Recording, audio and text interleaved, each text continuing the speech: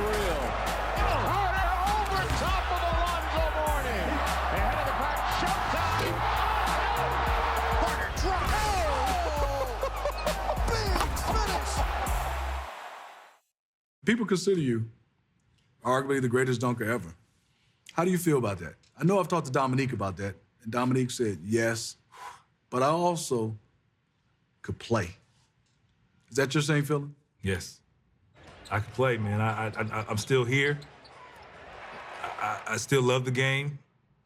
You know, the numbers speak for itself. History speaks for itself. So I leave that to other, you know, I never say, oh, look at the numbers. Like, I just know I can play. I know I belong here. And there again, when you ask that question, why not the next year or the next year?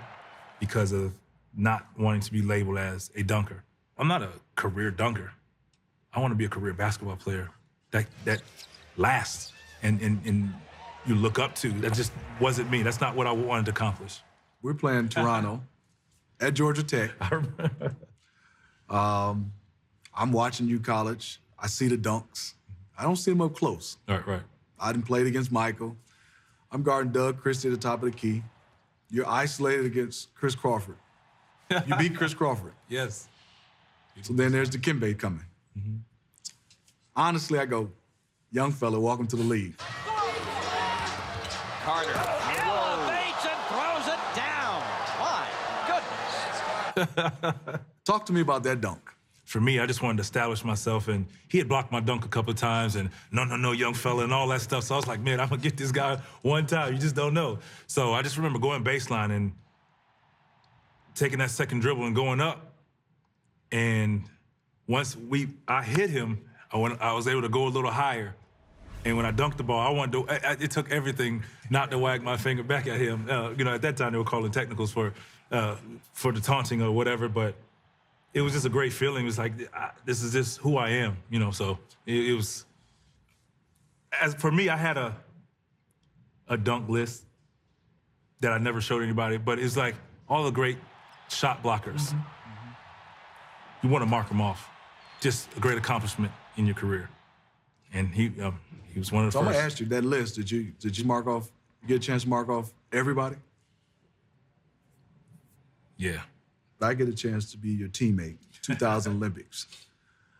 The first couple of years, I see Vince playing with a smile, playing with intensity, but with a smile. Something was different in that Olympics. There's a lot anger, going on. Yeah. Two chips on your shoulders, mad, frustrated at sometimes. Why? There's a lot going on that year. With T-Mac leaving, there's a lot of controversy that was put in between us to try to turn us against each other. Situation with my agent at the time. I felt my release was playing with you guys. My release was now to get away from all of that, because you had to hear it all summer. I was like, man, was he good enough when I was added on? Because I wasn't originally picked. I was added on. I felt that I was playing good enough to be there. And I wanted to prove it. I wanted to come out there and play within the confines of the office with the guys, but show that I deserved to be here with everybody else. I was honored just to play with, first of all, to be an Olympian. It seemed like you was taking out so much frustration on the rim. Yeah. I mean, you were dunking it extremely hard. Yeah. Frederick Weiss. Bonato gets with a sloppy pass. Carter.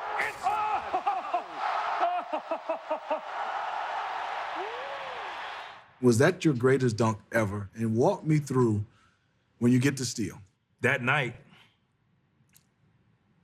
I see the ball, he gets off the missed shot, he throws it behind the back.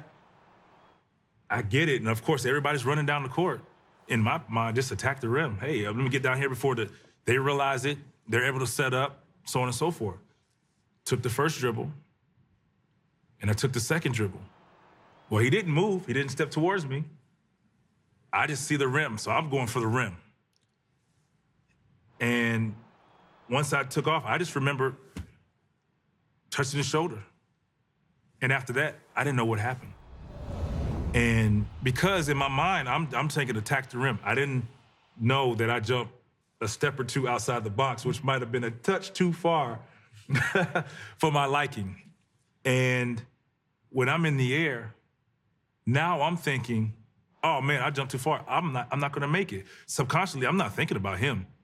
Now he's 7'2", and you're not thinking about him. No, I stopped thinking about him because I don't think I'm gonna make it. I thought he moved out of the way, took the charge, fell down. I didn't know he was still standing there. I reached for the rim, and I dunk it. I still get. Usually, you like to dunk the ball with your hand. You know, dunking with your wrist and your forearm. That's where you get that bruise that you don't like. Well, I ended up dunking it with the forearm, and I'm reaching because I didn't think I was gonna make it.